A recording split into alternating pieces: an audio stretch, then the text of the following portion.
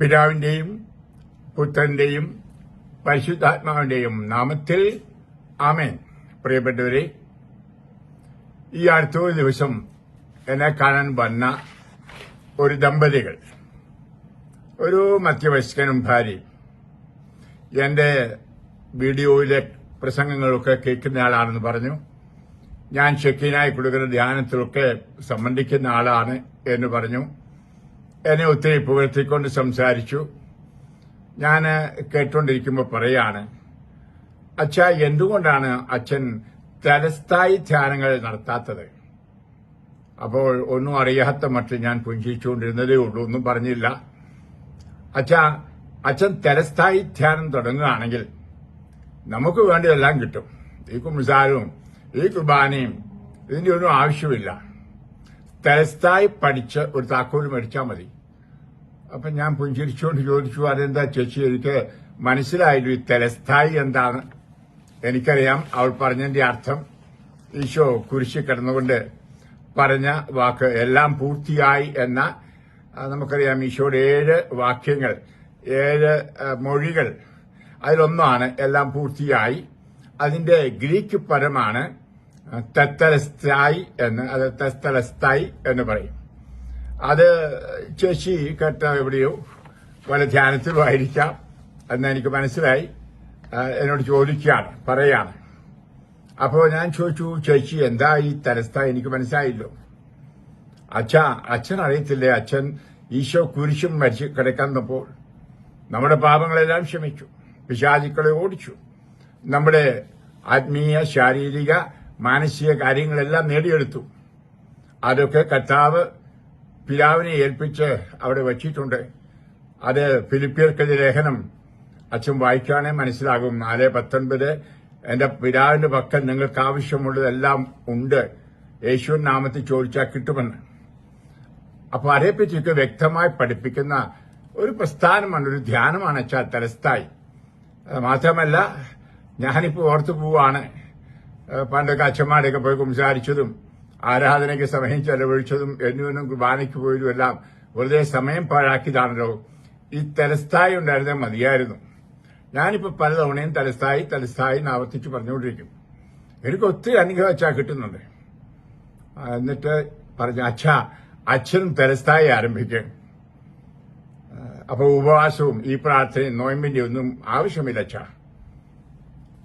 ഞാന് അപ്പോൾ ചിന്തിച്ചു, ദൈവമേ, പാവപ്പെട്ട ഒരു സ്ത്രീക്ക് ഇങ്ങനെയാണല്ലോ ഇതിനെപ്പറ്റി മനസ്സിലാക്കാൻ കഴിഞ്ഞത്. നമുക്കറിയാം, ഈ തലക്കെട്ടിൽ കത്തോലിക്കർ ധ്യാനം കൊടുക്കാറില്ല. അതേസമയം കത്തോലിക്ക പ്രസംഗിക്കുമ്പോൾ പ്രത്യേകിച്ച് പീഡാനുഭവ കാലത്ത് കർത്താവിന്റെ 7 വാക്യങ്ങളെപ്പറ്റി സംസാരിക്കാറുണ്ട്. കണിശമായിട്ടും വായനകളിലും ഇതുണ്ട്. എന്നാൽ പ്രൊട്ടസ്റ്റന്റുകാരാണ് ഇത് ഈ തെത്തലസ്തായി എന്ന വാക്ക് ഉപയോഗിച്ച് വളരെ അതിന് പ്രശസ്തി കൊടുക്കുന്നത്. അതായത് കുംബ്രാനിലെ എന്ന് പറഞ്ഞാൽ, കുംബ്രാൻ എന്ന് പറയുന്നിടത്ത് ചില പേടകങ്ങളിൽ സൂക്ഷിച്ചിരുന്ന പപ്പീറസ് ഇലകളിൽ കൂടിയാണ് നമ്മുടെ ബൈബിളിലെ പല കാര്യങ്ങളുടെയും സത്യാവസ്ഥ മനസ്സിലാക്കാൻ കഴിഞ്ഞിട്ടുള്ളത്. അതിൽ ഒരെണ്ണത്തിൽ എഴുതിയിരുന്നാണ് പെയ്ഡ് ഇൻ ഫുൾ, മുഴുവനായിട്ട് കൊടുത്തിരിക്കുന്നു, കടം വീട്ടിയിരിക്കുന്നു. നമുക്കറിയാം, നമ്മൾ ഈ കടയിലൊക്കെ പോയി സാധനങ്ങൾ മേടിക്കുമ്പോൾ പെയ്ഡ് എന്ന് പറഞ്ഞ് ഒരു സീലടിക്കും. അത് പെയ്ഡ് ഇൻ ഫുൾ എന്നുണ്ടായിരുന്നു. അപ്പൊ അത് ആ വാക്കെടുത്തുകൊണ്ട് അതിന് പ്രാധാന്യം കൊടുത്തുകൊണ്ട് എന്ന് പറഞ്ഞാൽ, കർത്താവിന്റെ കുരിശിലെ മരണത്തോടുകൂടി നമുക്ക് വേണ്ടിയെല്ലാം സാധ്യമായി കഴിഞ്ഞു എന്ന് ഏറെ ഊന്നി പറഞ്ഞുകൊണ്ട് അതിന് പ്രാധാന്യം കൊടുത്ത് പ്രസംഗങ്ങൾ അല്ലെങ്കിൽ ധ്യാനങ്ങൾ പ്രൊട്ടസ്റ്റന്റ് ധാരാളം നടത്തുന്നുണ്ട്. എന്നാൽ കത്തോലിക്കർക്കറിയാം, ഈശോയുടെ ആ കുരിശുമരണം അവസാനമല്ലായിരുന്നു, അത് തുടരേണ്ട ഒന്നായിരുന്നു. ഉദാഹരണമായിട്ട് വിശുദ്ധ കുർബാന, നിങ്ങൾ ഇത് ചെയ്യുവൻ. അത് നമുക്കറിയാം, കാൽവരിയിലെ ആ അർപ്പണം തുടരുക, ഇനി നമുക്ക് സംരംഭ്യമാക്കുക, അതാണ് ദ്വീപിൽ. അപ്പോൾ നമുക്കറിയാം, ആ പുതു ഉടമ്പടിയുടെ ജീവിതം ആരംഭിക്കാൻ അവിടെ ഈശോയുടെ കുരിശിലെ രക്തം പുതിയ ഉടമ്പടിയുടെ രക്തമാണ്. അപ്പോൾ ഒരു പുതിയ ജീവിതത്തിന്റെ ആരംഭം ആയിരുന്നു കുരിശ്. ഇനിയും എന്താണ് ഈ വാക്കിന്റെ അർത്ഥം? നിശ്ചയമായിട്ടും പിതാവായ ദൈവം ഈശോയെ ഏൽപ്പിച്ച ജോലികൾ പൂർത്തിയാക്കി എന്നാണ് അതിന്റെ അർത്ഥം. അത് പാപപരിഹാരത്തിനുള്ള വീണ്ടെടുപ്പിന്റെ പ്രവൃത്തികൾ ഏൽപ്പിച്ച് ദൈവരാജ്യം ഈ ലോകത്ത് തന്നെ കൊണ്ടുവരുവാനായിട്ടാണ് പിതാവ് തന്റെ ഏകജാതനെ അയച്ചത്. അപ്പോൾ അത് നിവൃത്തീകരിച്ചു എന്നാണ് അത് അവിടെ പറഞ്ഞിരിക്കുന്നത്. ഈ 19-ാം അധ്യായത്തിൽ നമുക്ക് കാണാൻ സാധിക്കും 4 തവണ അത് പറയുന്നുണ്ട്. ഞാൻ ഒന്ന് വായിച്ചോട്ടെ. എല്ലാം പൂർത്തിയായി എന്നത് മാത്രം. തിരുവെഴുത്ത് പൂർത്തിയാകാൻ വേണ്ടി യേശു പറഞ്ഞു, എനിക്ക് ദാഹിക്കുന്നു. കർത്താവിന്റെ കുരിശിലെ ഒരു വാക്കാണ്. യോഹന്നാൻ അധ്യായം 19:28. അതിനുശേഷമാണ് വിനായിരി തൊട്ട് നാക്കെ കൊടുക്കുന്നതും വിനായിരി സ്വീകരിച്ചിട്ട് എല്ലാം പൂർത്തിയായി എന്ന് അത് പറയുന്നു. അപ്പോൾ തിരുവെഴുത്തിന്റെ അത് പൂർത്തീകരണം ആയിരുന്നു. നമുക്കതുപോലെ കാണാൻ സാധിക്കും. പിന്നീടാണെങ്കിലും കർത്താവിന്റെ പാർശ്വത്ത് കുത്തി ജലവും വെള്ളവും രക്തവും ഒഴുകി അവന്റെ അസ്ഥികളൊന്നും തകർക്കപ്പെട്ടിട്ടില്ല. വ്യക്തമായിട്ട് പറയാണ് 36 വചനങ്ങൾ. തിരുവെഴുത്ത് പൂർത്തിയാകേണ്ടതിനാണ് ഇത്. അത് അസ്ഥി തകർക്കാതിരുന്നത്. അതുപോലെ തിരുവെഴുത്ത് പൂർത്തിയാക്കാൻ എന്ന് അങ്കിയിട്ട ശേഷം കുറിയിട്ടപ്പോൾ അതിവിടെയും പറയുന്നുണ്ട്. ഞാനിത് പറയാൻ കാരണം, നമുക്കറിയാം ഈശോയുടെ കുരിശുമരണം അതിന് മുമ്പുണ്ടായിരുന്ന ഏകദേശം 300-ൽ പരം യേശുവിനെപ്പറ്റി, അവന്റെ ജനനം, ജീവിതം, അത്ഭുതങ്ങൾ, അടയാളങ്ങൾ, പാടുപീഠകൾ, കുരിശുമരണം, ഉത്ഥാനം എല്ലാവരെപ്പറ്റിയും പ്രവചിച്ച 300 പ്രവചനങ്ങളും പൂർത്തീകരിച്ചു എന്ന അർത്ഥമാണ് ഏറ്റവും അവിടെയുള്ളത്. പ്രിയപ്പെട്ടവരെ, ഇത് മുതലാക്കിക്കൊണ്ട് അത് യേശുവിൽ വിശ്വസിച്ചാൽ മാത്രം മതി. ഇവിടെയാണ് ഫെയ്ത്ത് അലോൺ സേവ്സ്, അതായത് വിശ്വാസം മാത്രം മതി എന്നാണ് പ്രൊട്ടസ്റ്റന്റുകാരുടെ നിലപാട്. വിശ്വാസത്തിന്റെ പ്രവൃത്തികളെ പറ്റി അവർ പഠിപ്പിക്കുന്നില്ല. ഓർത്തോണം അത്. എന്നാൽ യാക്കോബ് ശ്ലീഹ കൃത്യമായി പറയുന്നുണ്ട്, പ്രവൃത്തിയില്ലാത്ത വിശ്വാസം ചത്തതാണ് എന്ന്. അപ്പോൾ പ്രവൃത്തികൾ നിശ്ചയമായിട്ടും നമ്മുടെ വിശ്വാസത്തിന്റെ ബഹിസ്ഫുരണമാണ്, പ്രകടനമാണ്. അത് പ്രൊട്ടസ്റ്റന്റ് ടീച്ചിങ്ങിൽ ഇല്ല. എല്ലാം അത് കുരിശിൽ വെച്ച് തീർത്തു. ഈശോയുടെ ജീവിതം തന്നെ നോക്കിയാൽ കാണാൻ സാധിക്കും, എല്ലാം തീർന്നില്ല. 3-ാം ദിവസം വരെ പ്രവർത്തിച്ചു. പാതാളങ്ങളിൽ ഇറങ്ങി മരിച്ചവരുടെ സുവിശേഷം പ്രഘോഷിച്ച് അവരെയും കൊണ്ടാണ് സ്വർഗത്തിൽ പോകുന്നത്. സ്വർഗം തുറക്കുന്നു, അവിടെ സ്വർഗാരോഹണം ചെയ്യുന്നു. 3-ാം ദിവസം കഴിഞ്ഞു ഉത്ഥാനം ചെയ്യുന്നു. എന്നിട്ട് അപ്പം മുറിക്കൽ ശുശ്രൂഷയും പ്രസംഗവും ശിഷ്യന്മാരുടെ 40 ദിവസത്തോളം ചെയ്തു. അവർ വന്ന ശരീരം തൊട്ട് വിശ്വസിക്കാൻ ശ്രമിച്ചു. അതിനുശേഷം സ്വർഗാരോഹണം ചെയ്ത് വലത്തുഭാഗത്ത്, പിതാവിന്റെ വലത്തുഭാഗത്ത് എഴുന്നള്ളിയിരിക്കുന്നു. ആത്മാവായി കടന്നു വന്ന് ഇന്നും നമ്മോടൊത്ത് ജീവിക്കുന്നു, ഈ 2000 വർഷമായിട്ട്. അപ്പോൾ ഞാൻ പറയുന്നു, എല്ലാം പൂർത്തീകരിച്ചില്ല കുരിശിൽ. ഹല്ലേലൂയ. ഇവിടെ നമ്മൾ മനസ്സിലാക്കണം, എന്താണ് അത് കുരിശിൽ അത് പൂർത്തീകരിച്ചത്. നമ്മുടെ പാപങ്ങളുടെ കടങ്ങൾ മുഴുവൻ, പാപത്തിന്റെ ബന്ധനം മുഴുവൻ അവിടുന്ന് ഏറ്റെടുത്തു എന്നൊരു സത്യം. എന്നാൽ പാപം ചെയ്യുന്നവരുടെ എണ്ണം അത് തുടർന്നുകൊണ്ടേയിരിക്കണം. പാപത്തിന്റെ ഫലം നമ്മൾ കർത്താവിനെ വേദനിപ്പിക്കുകയാണ്.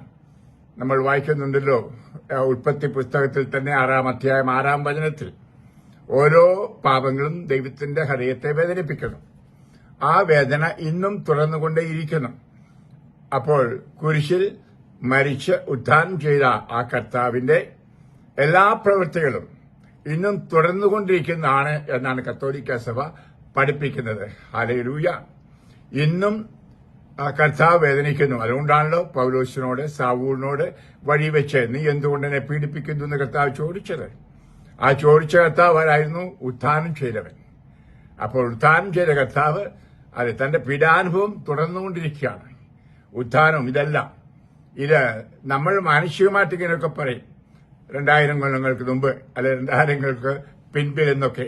എന്നാൽ ദൈവത്തിന്റെ ആ നിത്യതയിലൂടെ നോക്കുമ്പോൾ നമുക്കറിയാൻ സാധിക്കും, കർത്താവ് മനുഷ്യനോട് കൂടി ഇരുന്നു കൊണ്ട് തന്റെ ആ എമ്മാനുവൽ അനുഭവം കൊടുത്തുകൊണ്ടും അത്ഭുതങ്ങളും അടയാളങ്ങളും ചെയ്തുകൊണ്ടും പ്രസംഗിച്ചുകൊണ്ടും അവരുടെ സഹനങ്ങൾ ഏറ്റെടുത്തുകൊണ്ടും ജീവിതം തുടരുകയാണ്. ഈശോയുടെ മുഴുവൻ ജീവിതം നമ്മോടൊത്താണ്. അതുകൊണ്ടാണ് ആ പേര് എമ്മാനുവൽ. അപ്പോൾ നമ്മുടെ ജീവിതത്തിൽ ഇതോരോന്നും അന്വർത്ഥം ആകണം. അതായത് യേശുവും ആയി നടക്കുന്ന, യേശുവിനോട് കൂടി നടക്കുന്ന നമ്മുടെ പാപങ്ങൾ അവൻ ഏറ്റെടുക്കുന്നു. അതുകൊണ്ട് അനുതപിക്കണം, കുമ്പസാരിക്കണം, പാപങ്ങൾ ഏറ്റുപറയണം നിശ്ചയമായിട്ടും. മാത്രമല്ല, ഈ ഇങ്ങനെയുള്ള എല്ലാം പൂർത്തിയായി എന്ന് പറയുന്ന തൽസ്ഥായി പഠനങ്ങളിൽ നിത്യതയെപ്പറ്റി വളരെ കുറച്ചേ പറയുന്നുള്ളൂ. ശുദ്ധീയ സ്ഥലമേ അവർ പറയുന്നില്ല. നമുക്കറിയാം, പ്രൊട്ടസ്റ്റന്റുകാര് ശുദ്ധീയ സ്ഥലത്തിൽ വിശ്വസിക്കുന്നില്ല. ഇതേപ്പറ്റി ദീർഘമായിട്ട് ഞാൻ പറയുകയല്ല, അല്പം ചുരുക്കമായിട്ട് പറയുന്നു. അപ്പോൾ അവിടെയാണ് പറഞ്ഞത്, ആ ചേച്ചി പറഞ്ഞതുപോലെ, ചേച്ചി ഒത്തിരി തെറ്റിദ്ധരിച്ചാ പറഞ്ഞത്, എങ്കിലും ചേച്ചിക്ക് കിട്ടിയ ഐഡിയ അതാണ്. ഈ പള്ളിയിൽ പോയതും കുമ്പസാരിച്ചതും ഉപവസിച്ചും എല്ലാം ചുമ്മാരായിരുന്നു, വെറുതെ സമയനഷ്ടം, പാഴാക്കലായിരുന്നു. അതിന്റെ ഒന്നും ആവശ്യമില്ല. ഇനി ഉപവസിക്കേണ്ട ആവശ്യമില്ല, പ്രാർത്ഥിക്കേണ്ട ആവശ്യമില്ല. പ്രാർത്ഥിക്കണം വിശ്വസിച്ചുകൊണ്ട്. അപ്പോ ഫെയ്ത്ത് അലോൺ, വിശ്വാസം മാത്രം മതി. അതായത് കർത്താവ് നമുക്ക് വേണ്ടതെല്ലാം 100% കുരിശിൽ നേടിയെടുത്തു. വിശ്വസിക്കുക, അവന് നാമം വിളിച്ച് അപേക്ഷിക്കുക, അപ്പൊ എന്തു വേണേലും കിട്ടും. ഈ അർത്ഥമാണ് അതിൽ സംബന്ധിച്ച ആ പ്രോഗ്രാമിന്റെ എവിടെയോ സംബന്ധിച്ച ആ സ്ത്രീക്കും ഭർത്താവിനും ലഭിച്ചത് എന്നോർക്കണം. അത് വളരെ തെറ്റിദ്ധരിപ്പിക്കപ്പെടാവുന്ന ഒരു പഠനം ആണ് അത് എന്ന് പറയാണ്. അതിനെപ്പറ്റി ദീർഘമായിട്ട് അത് പറയുവാനായിട്ട് ഞാൻ ആഗ്രഹിക്കുന്നില്ല. ഈശോയുടെ കുരിശ് നമുക്കറിയാം സ്വർഗത്തിലേക്കുള്ള വഴിയാണ്. ആ ലംബമാനമായിട്ടുള്ള തടി ആ ഭൂമിയുമായിട്ട് ദൈവത്തെ ബന്ധിപ്പിക്കുന്നതാണ്. അതുപോലെ ആ രണ്ട് കൈകളെ സൂചിപ്പിക്കുന്നു, കരുണയുടെ, സ്നേഹത്തിന്റെ. അതാണ് ആ കുരിശിന്റെ ആ രണ്ടു വശത്തെ തടിക്കഷണങ്ങൾ. പ്രിയപ്പെട്ടവരെ, അതെ, കുരിശിൽ കർത്താവ് നമുക്ക് രക്ഷ നൽകി. അവിടെയാണ് യഥാർത്ഥത്തിൽ കൂടാശകളുടെ ഉത്ഭവം. ആ ജീവജലത്തിലും അതുപോലെ ആ രക്തത്തിലുമാണ് നിശ്ചയമായിട്ടും കർത്താവ് സഭ ആരംഭിക്കുന്നത്. അവിടെയാണ് തന്നെ വിശ്വസിക്കുന്നവരുടെ കൂട്ടായ്മ ആരംഭിക്കുന്നത്. അവിടെയാണ് എല്ലാ കൂടാശകളുടെയും അടിസ്ഥാനം നമ്മൾ കാണുന്നത്. ഇതൊക്കെ ഒന്നും പഠിപ്പിക്കാതെ എല്ലാം നേടിയെടുത്തു. ആ സ്ത്രീ തന്നെ പറഞ്ഞതുപോലെ എല്ലാം കർത്താവിന്റെ പിതാവിന്റെ അടുക്കൽ ചാക്ക് കണക്കിന് വെച്ചിട്ടുണ്ട്. ഇതാണ് നമ്മൾ പറയുന്ന പ്രോസ്പെരിറ്റി ഗോസ്പൽ എന്ന് പറഞ്ഞാൽ സുഭിക്ഷതയുടെ സുവിശേഷം. നമ്മൾ ഉപവസിക്കേണ്ട കാര്യമില്ല, നിത്യതയ്ക്ക് വേണ്ടിയിട്ട് ശുദ്ധീകരണത്തിൽ പോകേണ്ട ആവശ്യമില്ല, ശുദ്ധിയാത്മാക്കൾക്ക് വേണ്ടി പ്രാർത്ഥിക്കുകയോ ബലിയർപ്പിക്കേണ്ട ആവശ്യമില്ല. ഇങ്ങനെയൊക്കെയാണ് എന്റെ അർത്ഥം ധ്വനിക്കുന്നത്. ഒരു വിഷയ പ്രാസംഗികനൊന്നും പറയുന്നില്ലായിരിക്കാം, ഇതിനൊക്കെ ഊന്നൽ കൊടുക്കുന്നുണ്ടായിരിക്കാം. എങ്കിലും ആ വാക്ക് വളരെയധികം തെറ്റിദ്ധരിക്കപ്പെട്ട ഏറെ പേര് ഇന്ന് ഇന്ത്യയില്, കേരളത്തിൽ ഉണ്ട് എന്ന സത്യം മനസ്സിലാക്കണം. ഈശോയിൽ വിശ്വസിക്കുന്നവർ വിശ്വാസത്തിന്റെ പ്രവൃത്തികൾ ചെയ്തേ മതിയാവും. നമ്മൾക്കറിയാം, അന്ത്യദിനത്തിൽ കർത്താവ് വിശ്വാസത്തോടെ നാം ചെയ്ത പ്രവൃത്തികൾക്കാണ് ഫലം തരുന്നത്. നിങ്ങൾ എന്നെ ഉടുപ്പിച്ചു, എന്നെ കുടിപ്പിച്ചു, എനിക്ക് ആഹാരം തന്നു, പാർപ്പിടം തന്നു, രോഗിയായിരുന്നപ്പോൾ വന്നു കണ്ടു, കാരാഗ്രഹത്തിൽ വന്നു. ഇതെല്ലാം വിശ്വാസത്തിന്റെ പ്രവൃത്തികളാണ്. വെറുതെ വിശ്വസിച്ച് യേശുവിനെ വിളിക്കുന്നവരുടെ അല്ല. അപ്പോൾ ഇത് മനസ്സിലാക്കണം. ഈ വിശ്വാസത്തിന്റെ പ്രവൃത്തികൾ അനുസരിച്ചാണ് നമുക്ക് സ്വർഗം അളക്കപ്പെടുന്നത് എന്ന്. അപ്പോൾ നമുക്ക് കണിശമായിട്ടും പാവങ്ങൾ ക്ഷമിക്കപ്പെട്ടു, വിടുതൽ സാത്താനിന് കിട്ടി, രക്ഷ നൽകപ്പെട്ടു, സ്വർഗം തുറക്കപ്പെട്ടു കുരിശിൽ വച്ച്. അതുകൊണ്ടാണല്ലോ ആ നല്ല കള്ളനോട് പറഞ്ഞത്, ഇന്ന് നീ എന്റെ കൂടെ പർദീസായിൽ ഉണ്ടാവും. നിശ്ചയമായിട്ടും അതെ, എല്ലാം തീരുന്നത് കുരിശിലല്ല. നമ്മൾ ബൈബിൾ നോക്കിയാൽ നമുക്ക് വ്യക്തമായിട്ട് അത് കാണാൻ സാധിക്കും, എപ്പോഴാണ് എല്ലാം പൂർത്തിയാകുന്നത്. നമുക്ക് കാണാൻ സാധിക്കുന്ന ആ വാക്ക് ഒന്ന് വായിച്ചോട്ടെ. 1 കൊറിന്തോസ് നിങ്ങൾ പലപ്പോഴും എന്റെ വായിൽ നിന്ന് തന്നെ കേട്ടിട്ടുള്ളത് ആണ്. 1 കൊറിന്തോസ് അധ്യായം 15 വചനം 24.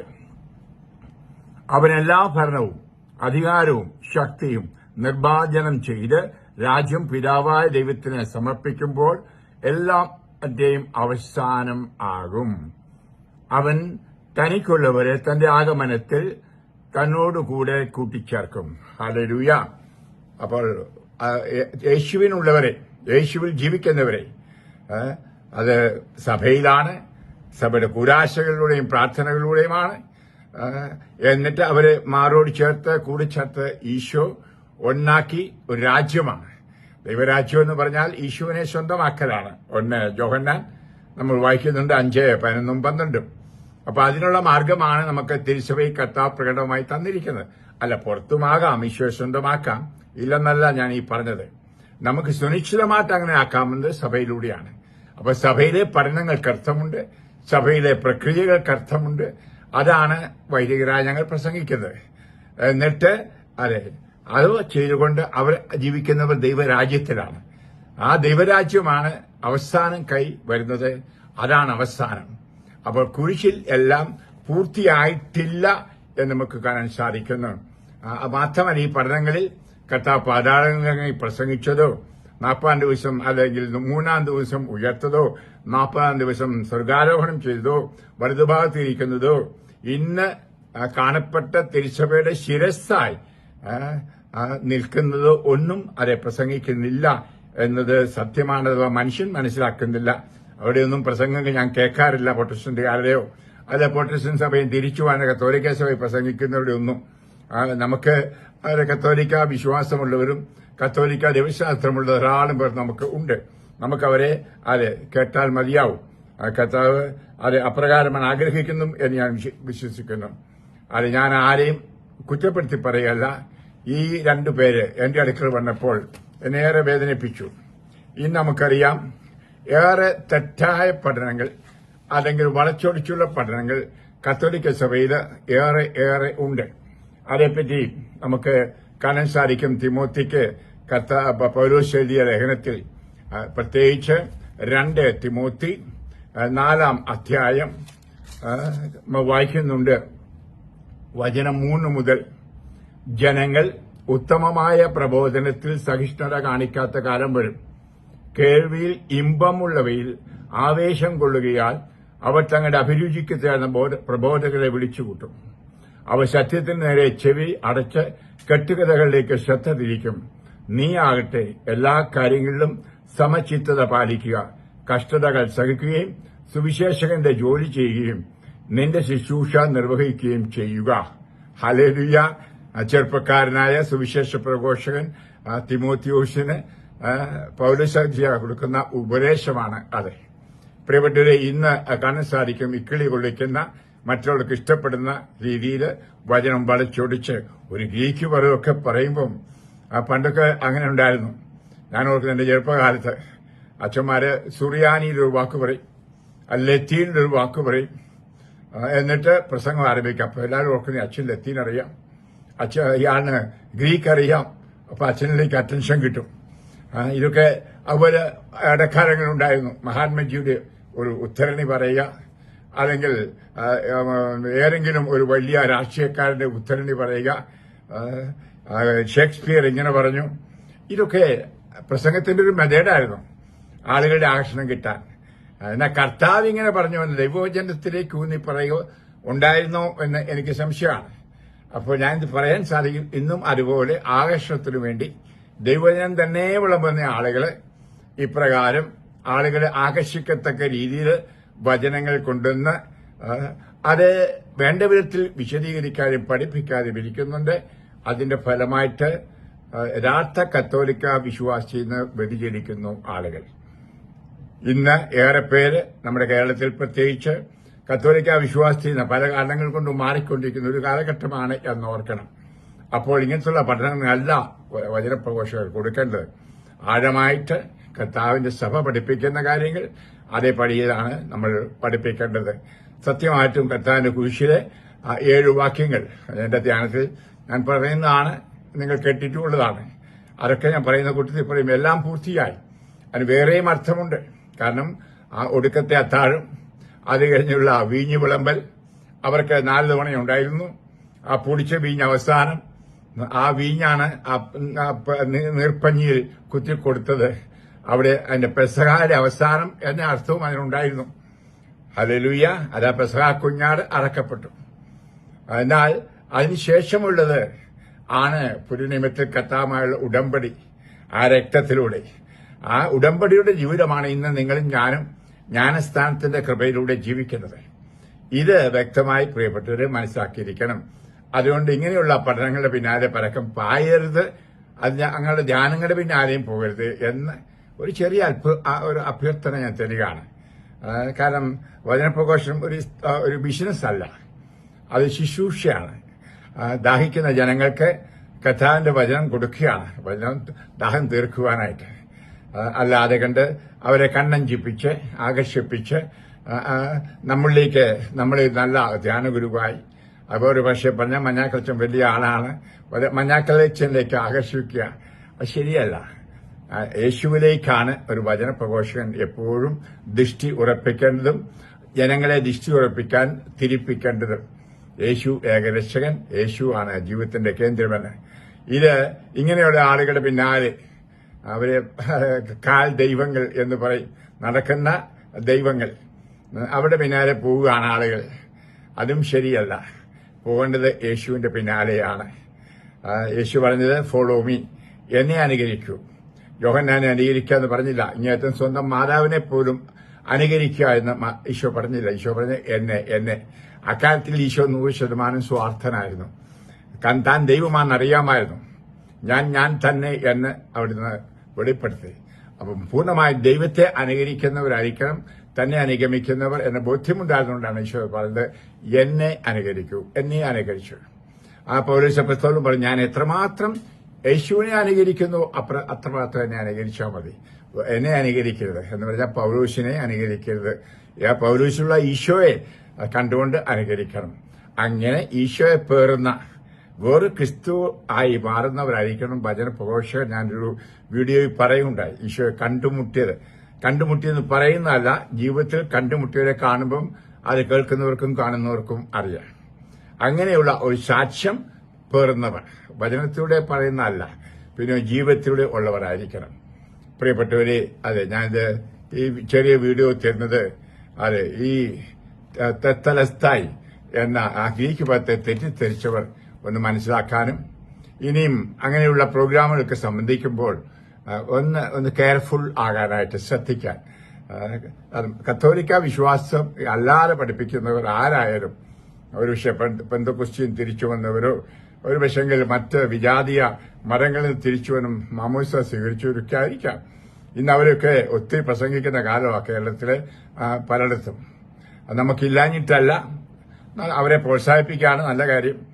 പക്ഷേ അത് സഭാധികാരികൾ കാണണം. വ്യക്തമായും കൃത്യമായും കത്തോലിക്ക വിശ്വാസമാണ്, കത്തോലിക്ക ബൈബിളിലെ കാര്യം, അത് പഠിപ്പിക്കേണ്ട രീതി പഠിപ്പിക്കുന്നുണ്ട് എന്ന് അതിന് വേണ്ട നിയന്ത്രണങ്ങൾക്ക് കൊടുക്കുവാനും നിശ്ചയമായിട്ടും സഭാധികാരികൾ ശ്രദ്ധിക്കണം എന്ന് ഉണ്ട്. ആരെങ്കിലും പ്രൊട്ടസ്റ്റന്റിൽ നിന്ന് വന്നു കഴിയുമ്പോഴേ അവർ പ്രസംഗക്കാരനാക്കാൻ പാടില്ല. അല്ലെങ്കിൽ ആരെങ്കിലും വിജാതി മതത്തിൽ നിന്ന് വന്ന് സ്നാനം സ്വീകരിക്കുമ്പോൾ സാക്ഷ്യവും പറഞ്ഞ് വലിയ പൊടിപൊടിക്കുന്ന വലിയ വലിയ കാര്യങ്ങളൊക്കെ പറഞ്ഞ് നമ്മൾ അടുത്തുള്ള കണ്ടതാണ് എന്റെ ദുരനുഭവങ്ങൾ. അത് ശ്രദ്ധിക്കുക. അതാണ് ഞാൻ നിങ്ങൾക്ക് ആധ്യാത്മികമായി നിങ്ങളെ നയിക്കാൻ ഒരു കിടപ്പാടുള്ളതുകൊണ്ട് പറയുകയാണ്. നിശ്ചയമായിട്ടും കഴിഞ്ഞ 52 വർഷം ആധ്യാത്മിക ജീവിതത്തിന് വേണ്ടി ലോകമെമ്പാടും ആളുകളെ സഹായിക്കുന്നു.